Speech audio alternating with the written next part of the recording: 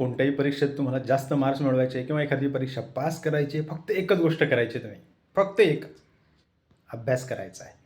अभ्यासच आहे प्रत्येक प्रश्नाचं उत्तर. काहीही ट्रिक्स आणि टिप्स वगैरे काही कामात पडत नसतात. अभ्यास करायचा. कसाही अभ्यास करा. तुम्हाला जसं आवडतं तसा अभ्यास करा. झोपून अभ्यास करा. तुम्ही एखाद्या YouTubeचा व्हिडिओ ऐकून अभ्यास करा. तुम्ही स्वतःच्या नोट्स तयार करा. तुम्ही एखाद्या छोट्याशा नोट्स कोणीतरी बाजारात विकत दिलेल्या आहेत त्या वाचा.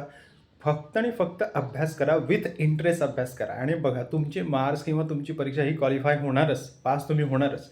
आता लिहित असताना उत्तर लिहित असताना कुठल्याही प्रश्नाचं एक लक्षात ठेवा. मी स्वतः ज्यावेळेस अभ्यास करायचो किंवा ज्यावेळेस स्वतः मी एखाद्या एक्झामची तयारी करायचो, मी स्वतःच्या नोट्स लिहायचो. अगदी एलॅबोरेट खूप कॉम्प्रिहेन्सिव्ह नोट्स तयार करायचो.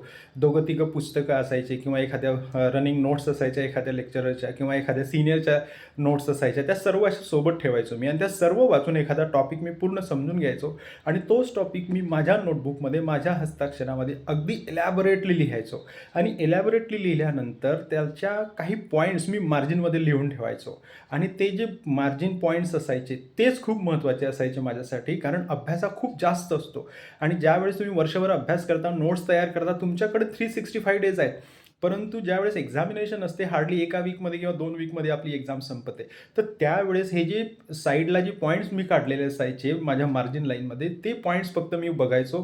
त्या पॉईंट्सचे रिलेटेड मला जर का थेअरी आठवत असेल तर मग मी तो टॉपिक बघायचोच नाही, कारण ते सर्व स्टोअर असायचं आणि तेच पॉईंट आन्सर लिहित असताना तेच पॉईंट्स मी हायलाईट करायचो. ते पॉईंट हायलाईट करण्यासाठी एक तर ब्लॅक इंकचा पेन वापरायचा किंवा तुम्ही जो पॉईंट लिहिणार त्याला नंबरिंग करायचं किंवा त्याला अंडरलाईन करायचं आणि तो पॉईंट एक्सप्लेन करायचा.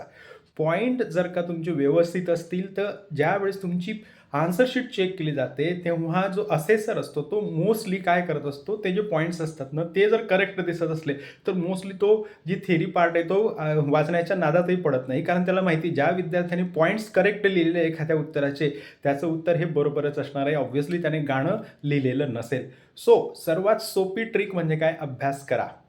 सुंदर हस्ताक्षर, नाईस आणि टायडी प्रेझेंटेशन तुम्हाला जास्तीत जास्त मार्क्स मिळवून देतील. आणि ज्या गोष्टीने तुमचा अभ्यास होतो, काही लोकांना गाणं ऐकत ऐकत अभ्यास होतो, काही लोकांना रेल्वे स्टेशनवर अभ्यास होतो, काही लोकांचा अगदी शांततेत अभ्यास होतो, काही लोक खूप सकाळी उठून अभ्यास करतात. तुमची जी सवय आहे त्यानुसार अभ्यास करा. फक्त अभ्यास करा. एवढंच म्हणणं आहे माझं. All the very best. Thank you.